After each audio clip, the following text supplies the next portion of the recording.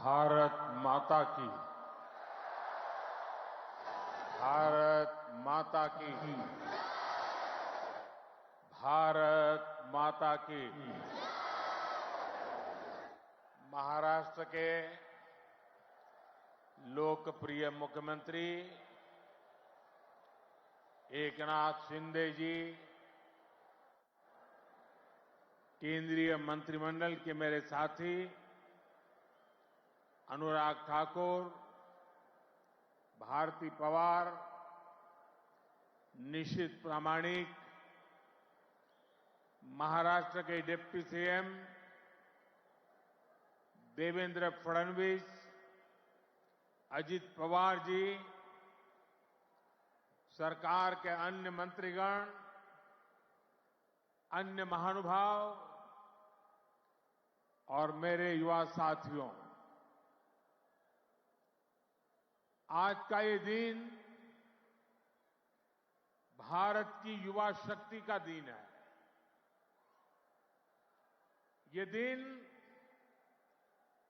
उस महापुरुष को समर्पित है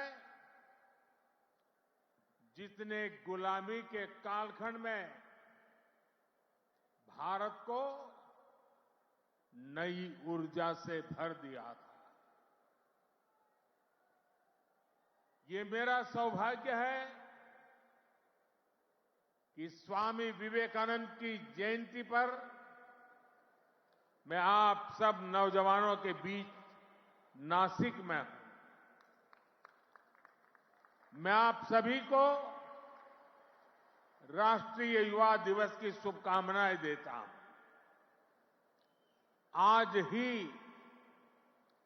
भारत की नारी शक्ति की प्रतीक राजमाता जिजाऊ मां साहब की भी जन्म जयंती है। राजमाता जिजाऊ मांसाहेब यांच्या जयंती दिनी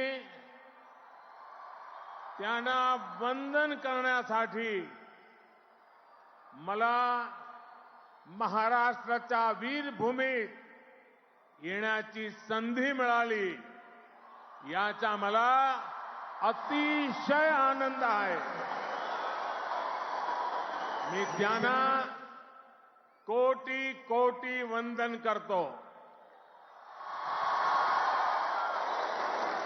साथियों, ये केवल एक संयोग नहीं है कि भारत की अनेक महान विभूतियों का संबंध महाराष्ट्र की धरती से रहा है।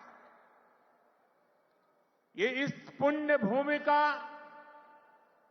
इस वीर भूमि का और इस तपोभूमि का प्रभाव है।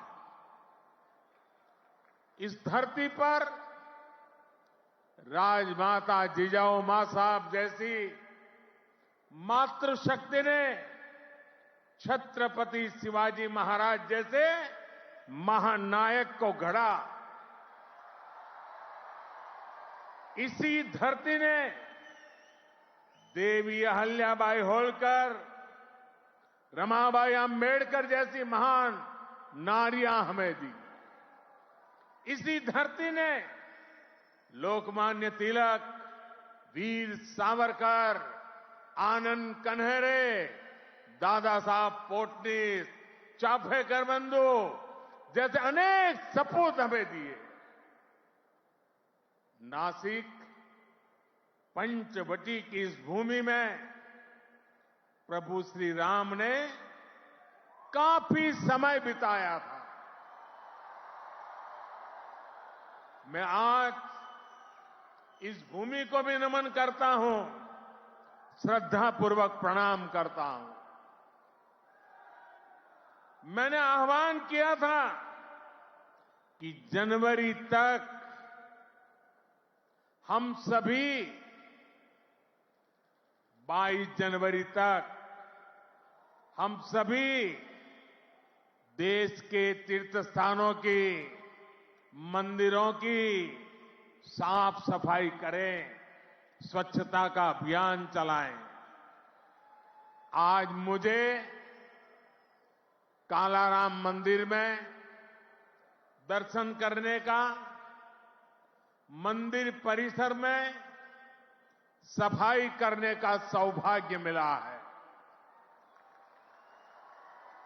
मैं देशवासियों से फिर अपना आग्रह दोहराऊंगा कि राम मंदिर में प्राण प्रतिष्ठा के पावन अवसर के निमित्त देश के सभी मंदिरों में, सभी तीर्थ क्षेत्रों में स्वच्छता अभियान चलाएं, अपना श्रमदान करें।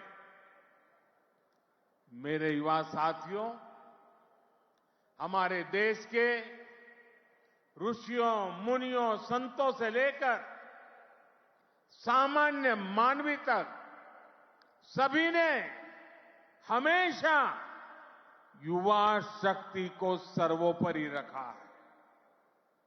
श्री अरविंद तो कहते थे कि अगर भारत को अपने लक्ष्य पूरे करने हैं तो भारत के युवाओं को एक स्वतंत्र सोच के साथ आगे बढ़ना होगा। स्वामी विवेकानंद जी भी कहते थे, भारत की उम्मीदें भारत के युवाओं के चरित्र, उनकी प्रतिबद्धता पर टिकी है, उनकी बौद्धिकता पर टिकी है। श्री अरबिंदो स्वामी विवेकानंद का ये मार्गदर्शन आज 2024 में भारत के युवा के लिए बहुत बड़ी प्रेरणा है। आज भारत दुनिया की टॉप 5 इकोनॉमी में आया है।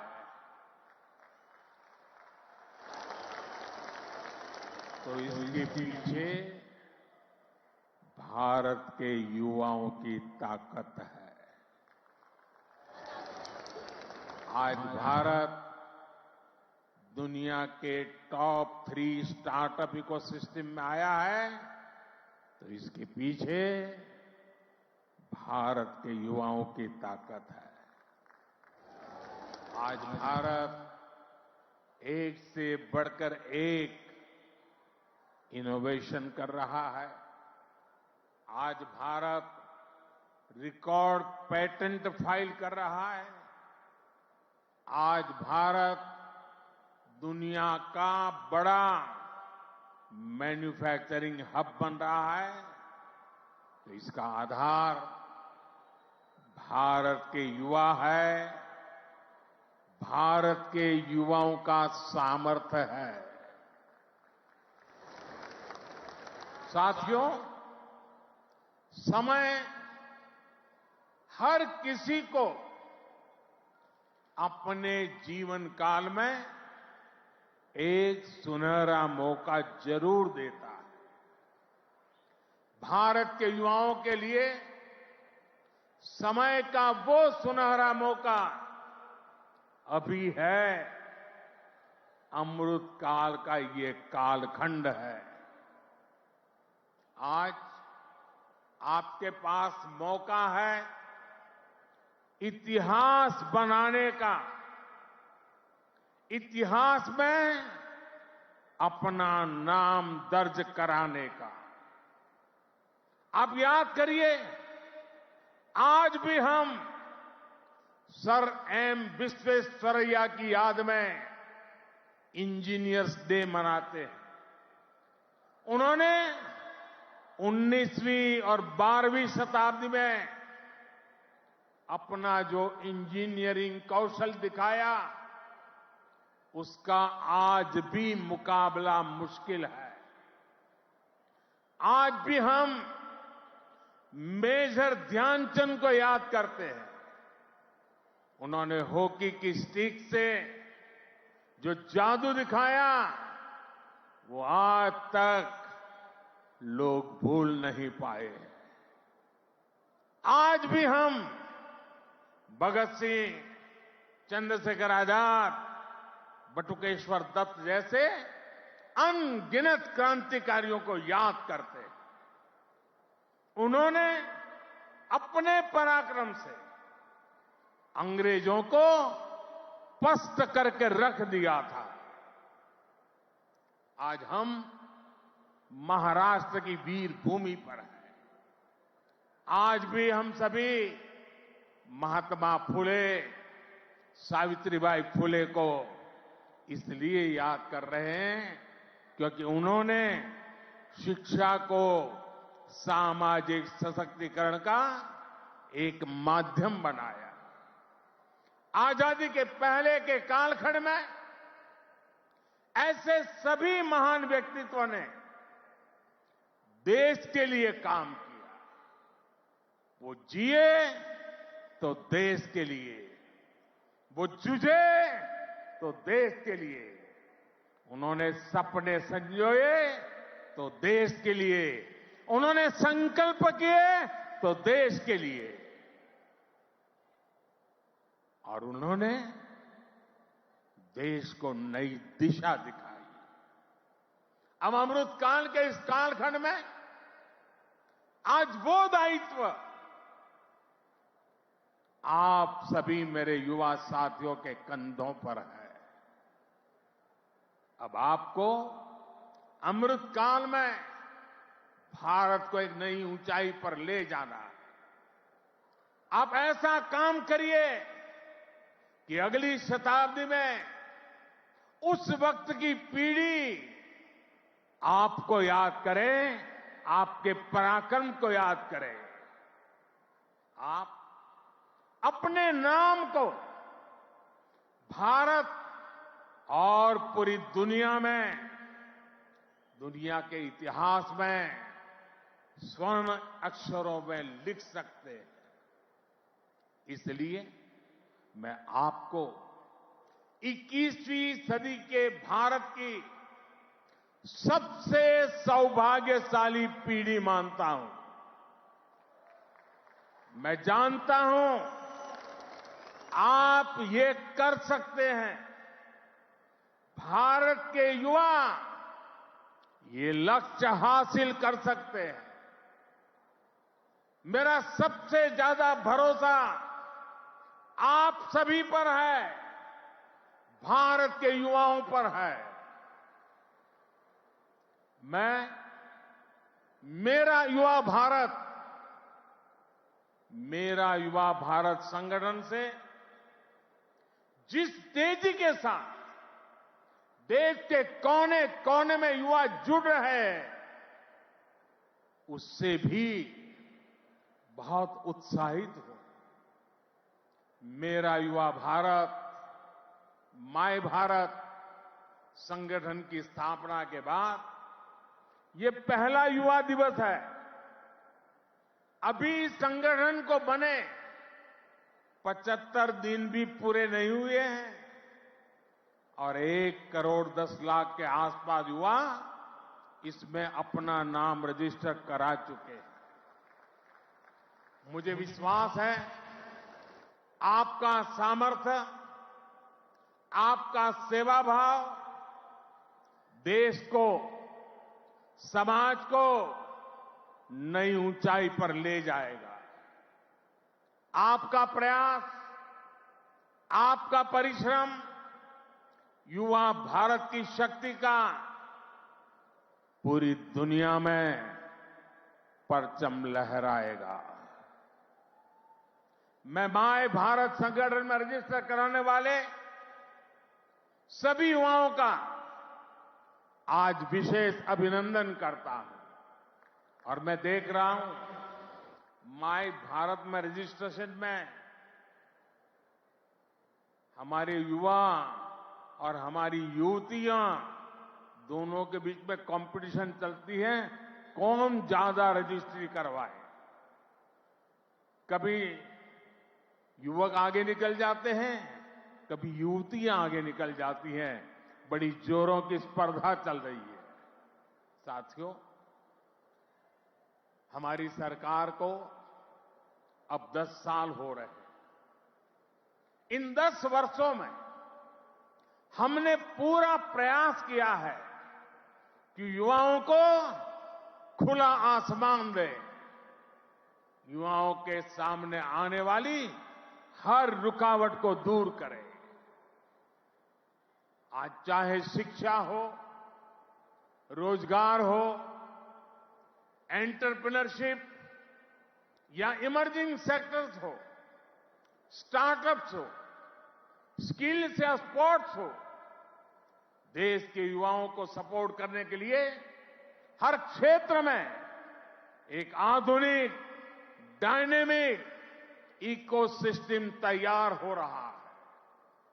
आपको 21वीं सदी की आधुनिक शिक्षा देने के लिए नई राष्ट्रीय शिक्षा नीति लागू की गई है।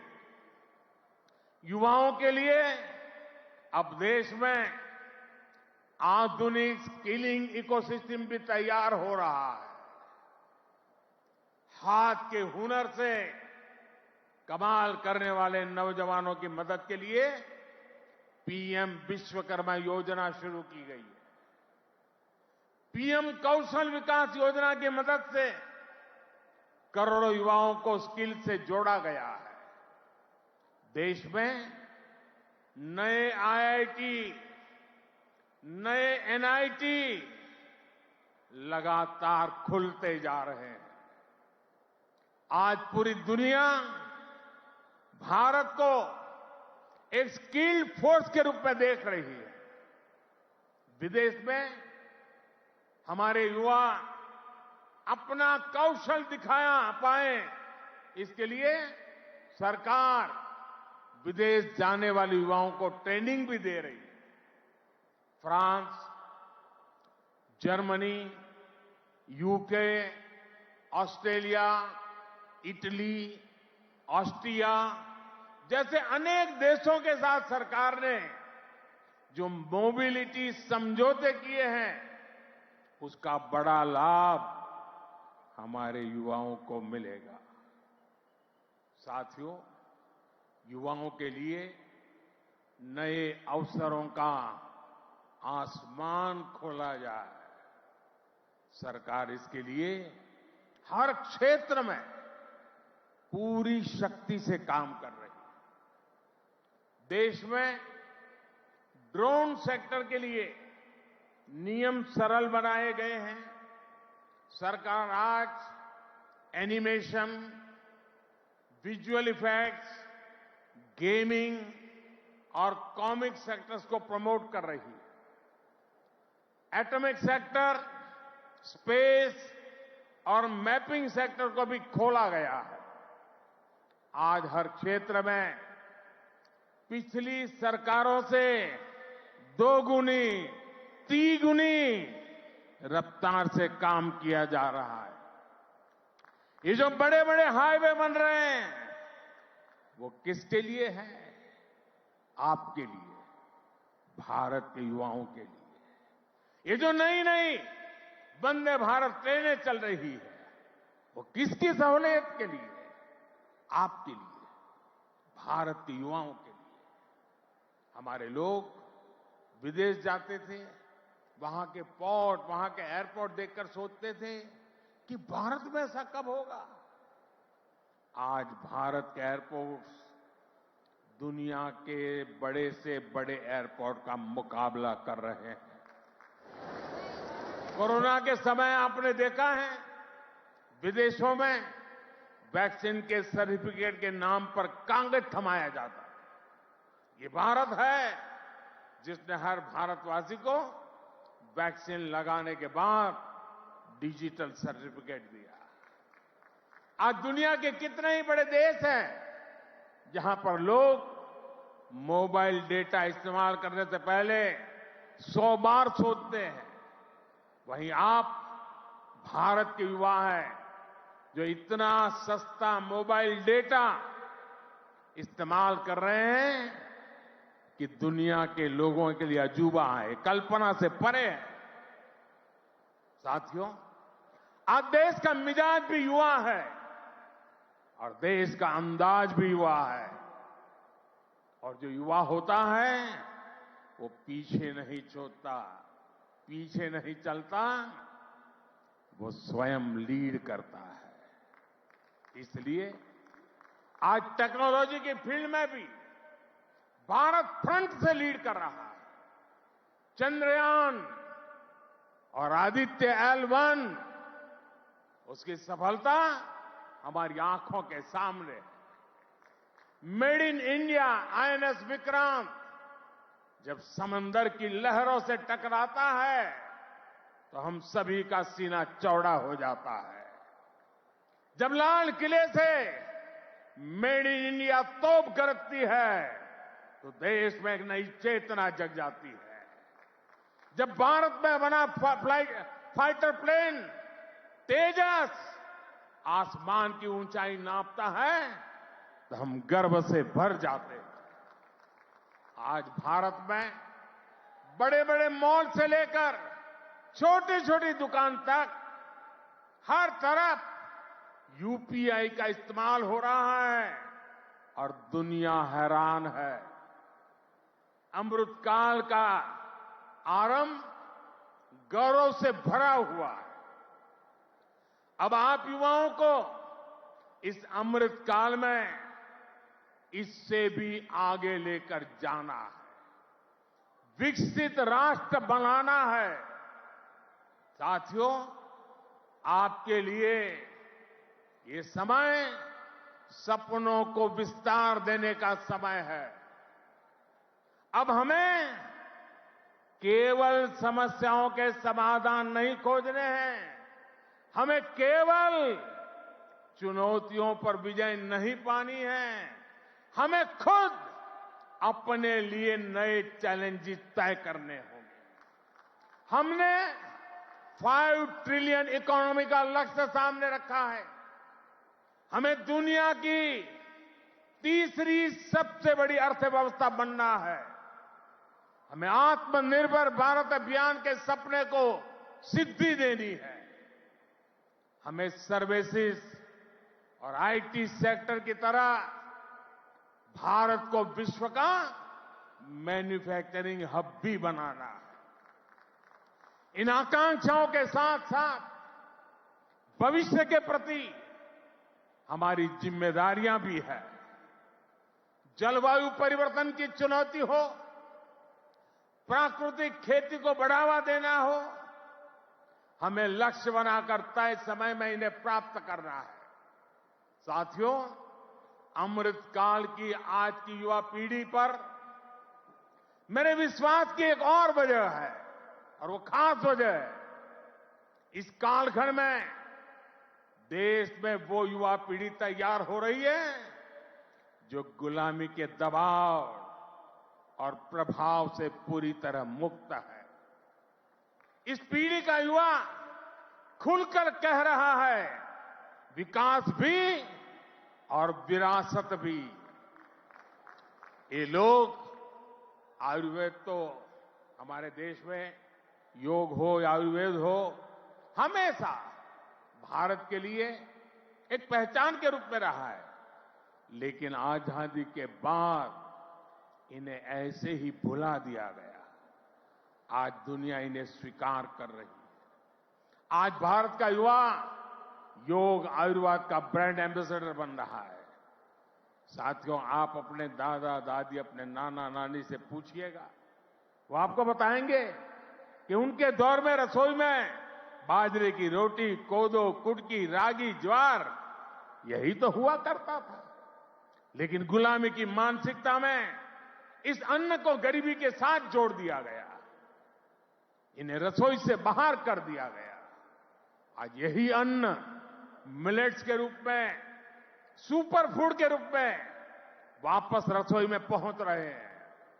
सरकार ने इन मिलेट्स को, मोटे अनाज को श्री अन्न की नई पहचान दी है। अब आपको इन श्री अन्न का ब्रांड एम्बेसडर बनना है। श्री अन्न से आपकी सेहत भी सुधरेगी और देश के छोटे किसानों का भी भला होगा। साथियों, आखिर में एक बात राजनीति के माध्यम से देश की सेवा की भी करूंगा।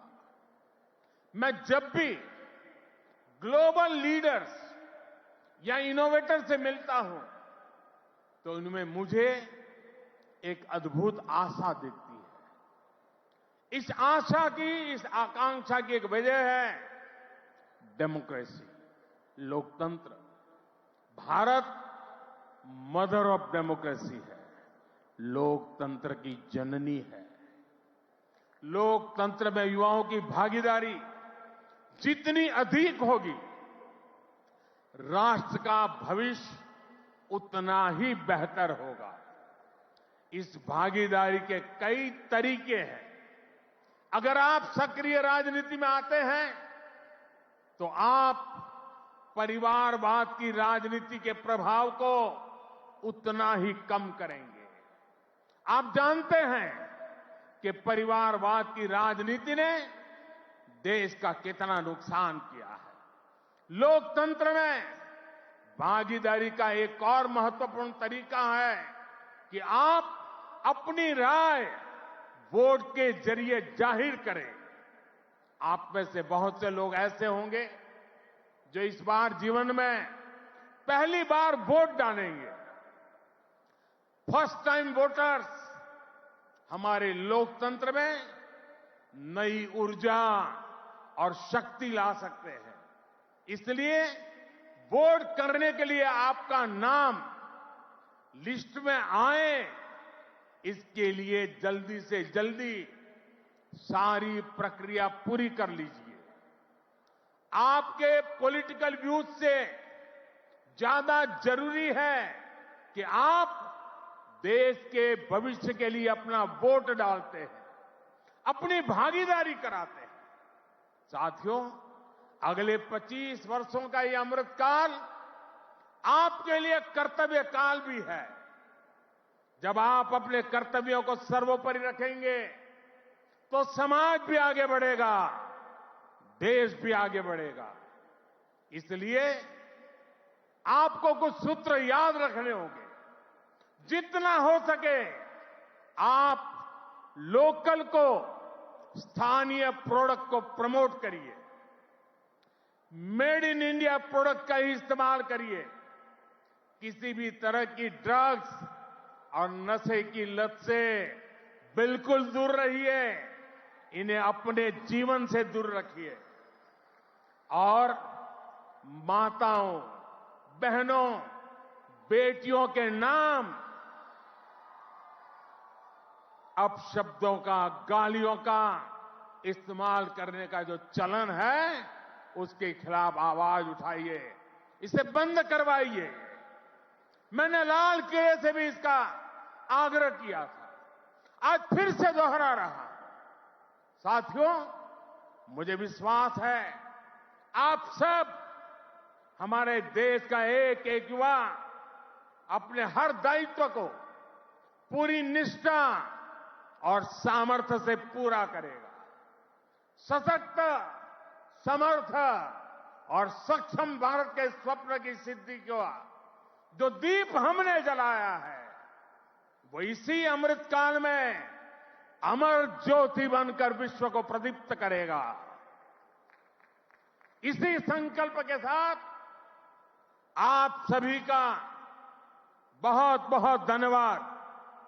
भारत माता की दोनों मुट्ठी बंद करके पूरी ताकत से आप जिस राज्य से आए हैं वहां तक आपकी आवाज पहुंचनी चाहिए। भारत माता की, भारत माता की, भारत माता की, भारत माता की। वंदे वंदे वंदे वंदे वंदे वंदे वंदे वंदे वंदे। धन्यवाद। बहुत बहुत धन्यवाद।